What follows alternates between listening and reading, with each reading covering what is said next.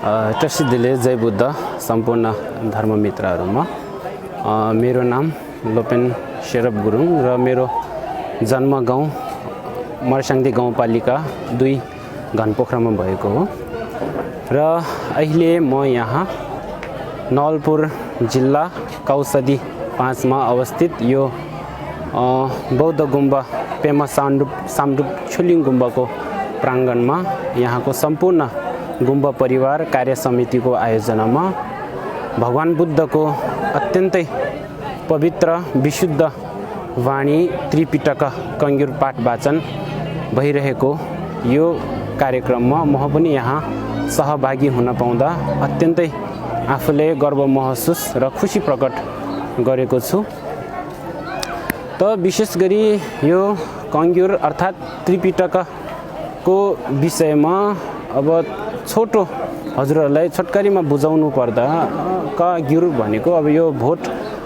लिपि अक्षर भाषामा उल्लेख गरिएको हो र यसलाई नेपाली अथवा संस्कृत भाषामा अब त्रिपिटक भनेर पनि भनिन्छ र त्रिपिटक भनेको भगवान तथागत शाक्यमुनि बुद्धले आफ्नो जीवनमा उहाँले 35 वर्षदेखि 80 वर्षसम्म अर्थात् 45 वर्षको अन्तरालभित्रमा उहाँले विभिन्न ठाउँ देश परिवेश समयअनुसार विभिन्न स्थानहरूमा आफ्नो शिष्यहरू आफ्नो अनुयायीहरूलाई सुनाउनु भएको समग्रमा उपदेश भएकोले गर्दाखेरि उक्त उपदेशलाई यो 3 भागमा विभाजन गरेकोले गर्दाखेरि यसलाई त्रिपिटक अर्थात् ध्यनेत्सुम अर्थात् कग्युर पनि भनेर भनिन्छ र उक्त त्रिपिटकमा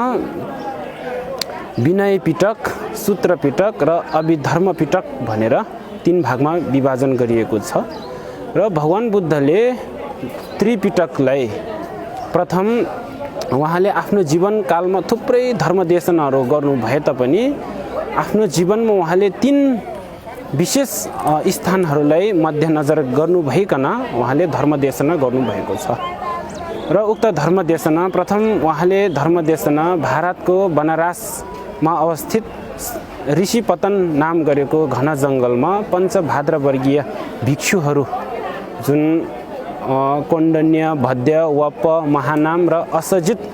खोरङ्गादे झम्बो उहाँहरूलाई प्रथम धर्मदेशना उहाँले दिनुभएको थियो जसमा उहाँले 4 आर्य सत्यको विषयदेखि लिएर भार प्रतित्व समुत्पाद कर्म हेतुफलको विषयमा उहाँले गम्भीर उपदेश उहाँले यसरी धर्मदेशना दिनुभएको थियो र त्यस्तै गरी उहाँले 7 वर्षसम्म उहाँले 16 पटक धर्मदेशना 4 आर्य सत्यको विषयमा जोडेर उहाँले धर्मदेशना गर्नुभए पश्चात दोस्रो धर्मदेशना उहाँले राजगृह नगरको गृद्धकुट पर्वतमा असङ्ख्य भिक्षुहरू बोधिसत्वहरू र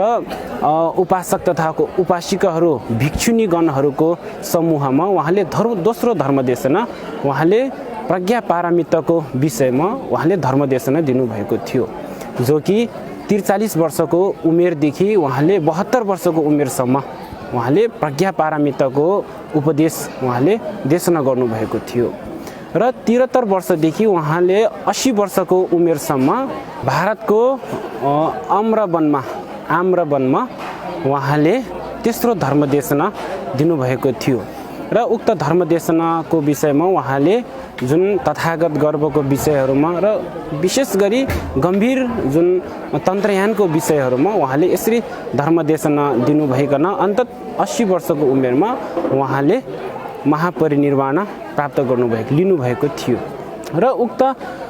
उपदेशहरू नै अहिलेको जनमानसमा उहाँको महापरिनिर्वाण पश्चात उहाँको विभिन्न शिष्यगणहरूमा उहाँहरूको अत्यन्तै जुन अर्हत प्राप्त गर्नुभएको बोधिसत्वको भूमिले प्राप्त गर्नुभएको भिक्षुगणहरूले र त्यो समयको असङ्ख्य राजाहरूको दानपतित्वमा जुन 3 पटक सङ्घयान भयो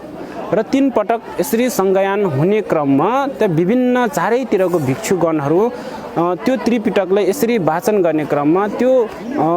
वाचन गर्ने शैली फरक नमिल्दाखेरि त्यो बेलाको राजा कनिष्क नाम गरेको राजा उहाँले ठुलो विचार गर्नुभयो। यसरी बुद्धको जुन विशुद्ध वाणीलाई हामीले अब यसलाई संरक्षण गर्न सकेन भने अनि यो लोप भएर जान्छ। यो लोप भएर जानु भनेको नै संसारको प्राणीहरूको सुखको हेतु नै लोप भएर जानु हो र यसलाई छिटोभन्दा छिटो चाहिँ हामीले झगेर्न गर्नुपर्छ र आफ्नो जीवनलाई जीवन्तमा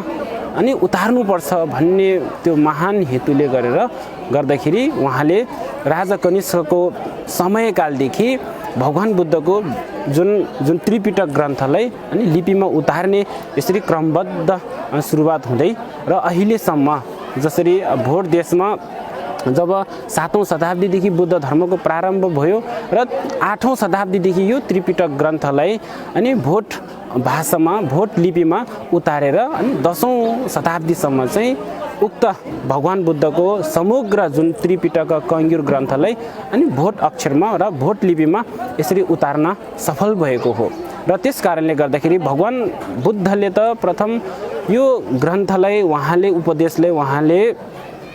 संस्कृत भाषामा धर्मदेशना गर्नु भए तापनि उहाँले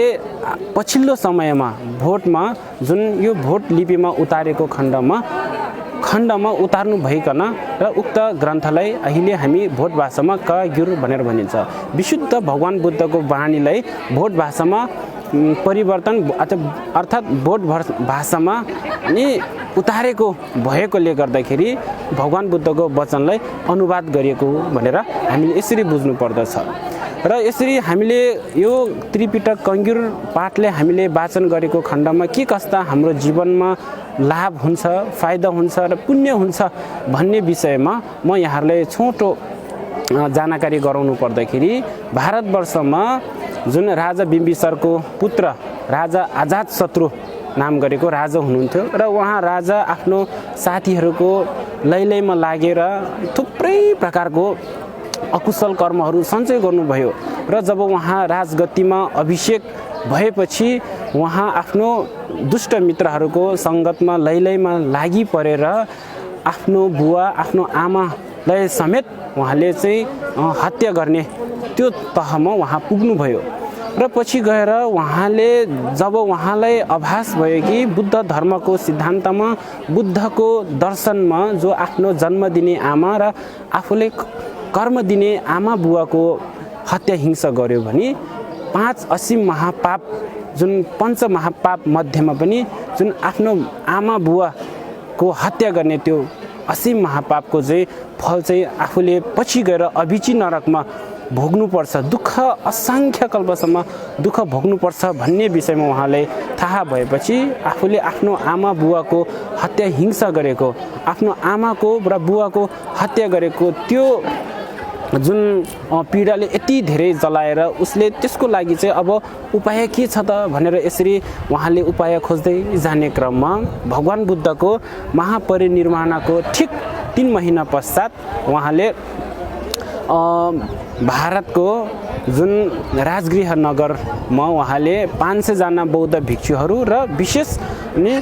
भिक्षु कश्यपको अगुवाईमा उहाँले 3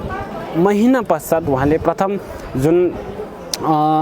जुन यो कङ्ग्युर पाठको वाचन कार्यक्रम उहाँले आयोजना गर्नुभइकन आफ्नो जुन आमा बुवा प्रतिको हत्या उहाँले गर्नुभएको हिंसा गर्नुभएको त्यसको क्षमा याचनाको रूपमा उहाँले जुन क्षमा प्राप्तिको त्यो पुण्यको प्रभावले गर्दाखेरि जब उहाँको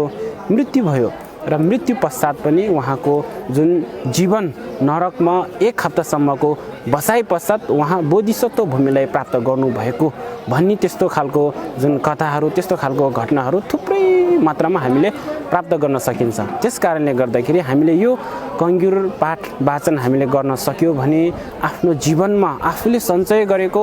असीम महापाप पञ्च महापापहरू मध्येमा पनि असीम महापापहरू हामीले सञ्चय गरेको छौँ भने आफ्नो काया वाक् अनि चित्तले आफूले गरेको अकुशल कर्महरू पनि सबै नष्ट भएर जानेछ र आफ्नो गाउँ, आफ्नो देश, आफ्नो क्षेत्रहरूमा पनि बुद्ध धर्मको चाहिँ त्यसको प्रभावले गर्दाखेरि समाजमा सुख, शान्ति अनि समृद्धि प्राप्त हुनेछ र मृत्यु पश्चात पनि अनि हामीले चाहिँ हाम्रो पुनर्जन्म चाहिँ एउटा सुखमय जीवन प्राप्त गर्नेछ भन्ने त्यो पुण्यको प्रभाव भएको हुनाले गर्दाखेरि आजको यस जुन कङ्गिर पाठ वाचन कार्यक्रममा म यहाँ सहभागी भइकन हजुरहरूमाझ यो त्रिपिटकको विषयमा छोटकरी म हजुरहरूमाझ यसरी जानकारी राख्न पाउँदा म आफूलाई एकदमै भाग्यमानी ठानेको छु। तसर्थ मेरो अन्तमा यही मेरो छोटो विषय र मेरो छोटो शब्दलाई यही विश्राम गर्ने अनुमति चाहन्छु। भवतु सर्वमङ्गलम्।